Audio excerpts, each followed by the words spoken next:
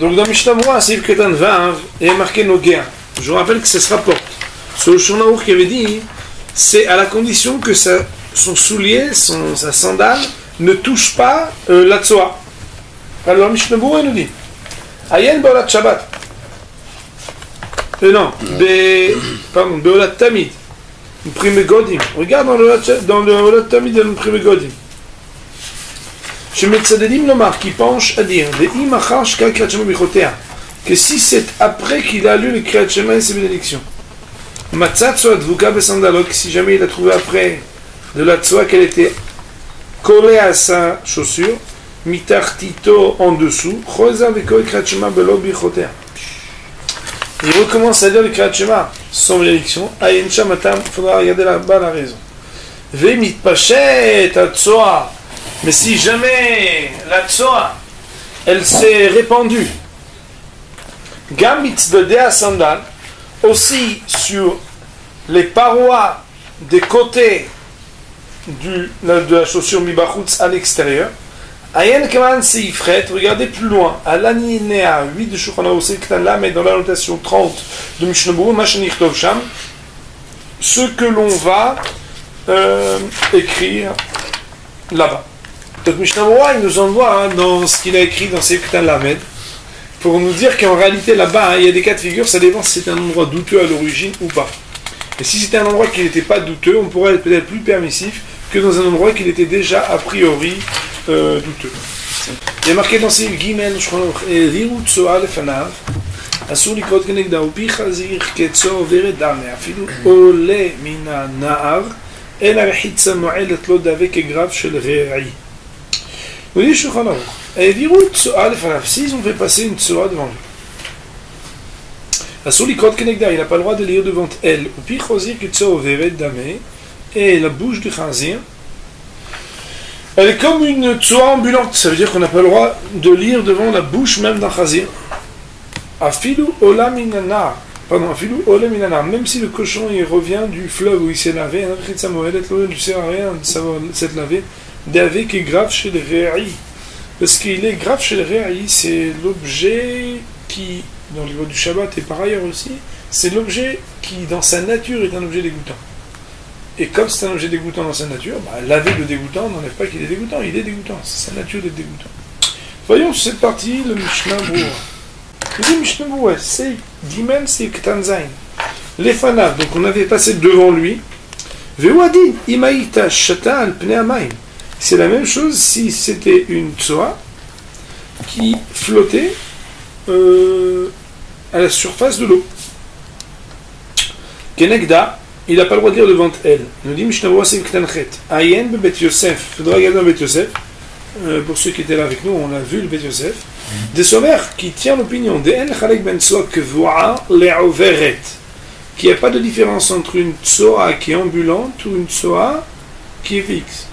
Dans l'ordre chronologique des termes mentionnés dans Mishnah Berurah, c'est qu'il tient l'opinion qu'il n'y a pas de différence entre une Tsoa fixe et une Tsoa ambulante.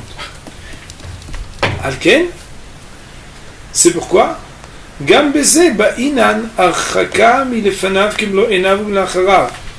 il faudra exiger un éloignement de devant même la tsoa ambulante, éloigné pour ne pas qu'il soit du tout dans son champ de vue.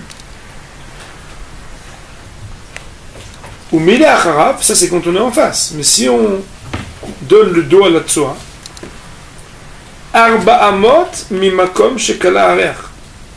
Il suffira d'avoir 4 amot de distance depuis l'endroit où l'odeur n'est plus ressentie. C'est comme ça d'ailleurs que le Taz et le Pri Hadash ont tenu l'opinion, donc rejoignant celle du Bet Yosef.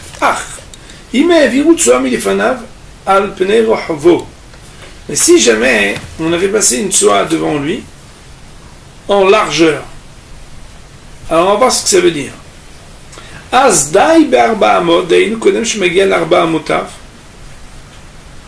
Il suffira dans le cas où c'est entre guillemets en largeur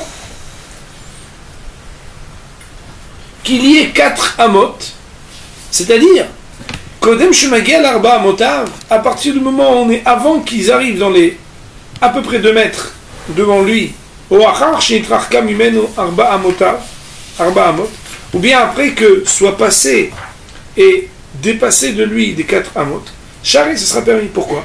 Parce que puisque maintenant c'est pas en face mais c'est de côté, alors ça sera permis. On va essayer d'expliquer ce que ça veut dire. Nous dit Mishnah Berurah, on apprend Simanaïntet et Mitzido avec Imola Acharav, que quand on est sur le côté, c'est comme si c'était derrière, des Sagé Be'arba Amot, que ça suffira 4 Amot. Donc ça c'est quelque chose à noter. C'est que sur le côté, c'est équivalent à derrière.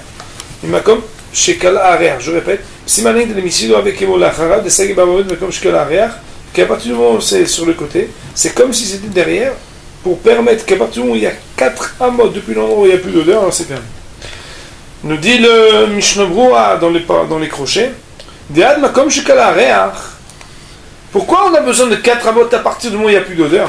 Parce que la définition de l'endroit à partir duquel l'odeur s'est terminée, c'est que entre la tsoa et l'endroit de propagation de l'odeur de la tsoa, ou kemo tsoa mamash, c'est comme si la tsoa elle était énorme. Kevan derechra sheyesh lo ikar ou. Puisqu'il y a une mauvaise odeur, c'est quelque chose qui est essentiellement quelque chose qui définit la tsoa, qui dit le kaman simanaïntet qu'on va voir plus loin dans simanaïntet quand on va parler des mauvaises odeurs. Donc ça c'est le Taz et le Pri Hadash qui disent que si c'est sur le côté, c'est permis comme le dit le Beit Yosef. Ve'abar ve'eliaraba et le Bach et l'Eliaraba quant à eux. Parce que, de Kevan et Tsoa veret i, que puisqu'elle est ambulante, Ve'ena omedet b'makom echad et qu'elle n'a pas une fixation à un seul endroit, Sagé be'achakat arba amot b'makom shkel hariach afilu milefanav. Puisque elle est ambulante, alors ça suffit, même quand elle est en face, qu'il y ait 4 amot du moment qu'il n'y a pas d'odeur, ou à partir de l'endroit où il n'y a pas d'odeur, même si elle est en face. Autrement dit, on a une marloquette. Le Beit Yosef, le Taz et le Pri Hadash, ça c'est à noter. Le Beit Yosef, le Taz et le Pri Hadash tiennent l'opinion qu'il n'y a pas de différence entre tsoa ambulante et tsoa fixe. Dans les 2 cas, quand elle est en face, il faut qu'il y ait Kim lo enav. Il ne faut plus qu'on puisse la voir du tout. Dès qu'elle est dans le champ visuel de front, alors on ne peut pas faire Kriyat Shema. Et on a dit bien sûr d'Ivrei Torah et aussi des brachot. Par contre, si elle est sur les côtés, c'est comme si elle était derrière, dans la mesure où on est à 4 amot de l'endroit de fin de propagation de l'odeur, alors, même si on se tournait, on aurait pu encore la voir dans le champ de vision, puisqu'elle n'est pas frontale, il n'y a pas de problème. Le Eliaraba et le Bach, quant à eux, sont beaucoup plus permissifs. Ils disent non, même dans le champ de visuel frontal, donc c'est en face de toi, malgré tout, étant donné que la nature est une nature ambulante et pas fixée, on va être permissif de dire que à partir du moment où il y a 4 amot depuis l'endroit de propagation, donc de fin de propagation de l'odeur, même en face autant que sur les côtés ou derrière, du fait de la nature ambulante de la tsoa, on pourra permettre ce que d'habitude pour une tsoa fixe, on exigerait, d'après la halakha, d'être totalement écarté, donc dans un champ de vision frontal en face de la tsoa quand elle est fixe. Maintenant, le Mishnah Berurah va prendre position. Veyesh le'achmir le katrila. A priori, il faudrait être mahmir. Ça veut dire quoi? Mahmir comme qui? Bah, tout simplement. Comme le Beit Yosef, le Taz et le Pri Hadash. Ou l'Einyan bediavad, mais a posteriori, im kvar karavit pelel vaïta tsoa overet lefanav chutz le'arba amot. Si il avait lu Kriyat Shema ou fait la prière, alors que la tsoa était ambulante devant lui, à l'extérieur d'un périmètre de 4 amot, Ayen be prime Godi, il faudra regarder le prime Godi, chez Katav, qui a écrit Bézé les Shono, voici son langage, donc on peut ouvrir les guillemets. Kvar Katav nous, nous avons déjà dit que lorsqu'il y a une discussion à savoir est-ce qu'on recommence ou non, Alors on relit Kriyat Shema, mais sans bénédiction. Ou Betfila, mais à propos de la Hamida, Eno Choser Mitpalel. On ne recommence pas. Ayen Sham Hot, ceux qui veulent, ils n'ont qu'à regarder là-bas encore pour peut-être comprendre son imouk et sa démonstration.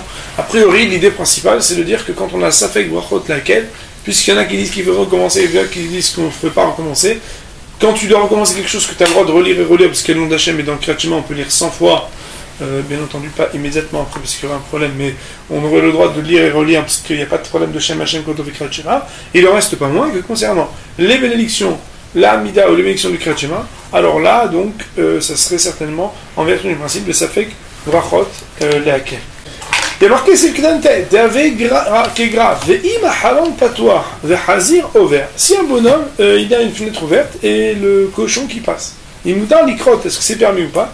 Ayem Simana Intet Seibet, regardez Simana Intet Seibet, le Biur Alacha, dans le Biur Alacha, ou Mishnah Moura Sham, Majir Tov Sham, et dans le Mishnah Moura, pour voir ce que l'on va écrire là-bas.